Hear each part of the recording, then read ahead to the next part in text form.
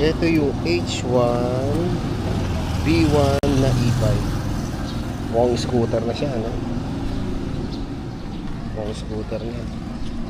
Pero hindi scooter yan. E-bike lang yan. Hindi na.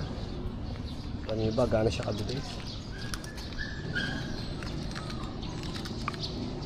Keyless to. Yan, ah. Bubuksan natin. Yan. Bukas na siya.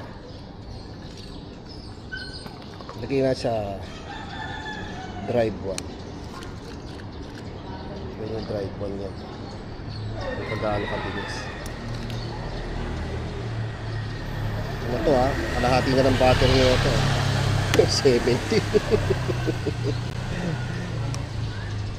50% na yung battery niyan. Tingnan nyo yung drive 2 niya. 95. Paano kung full charge yan? Tignan nyo. 126. Grabe.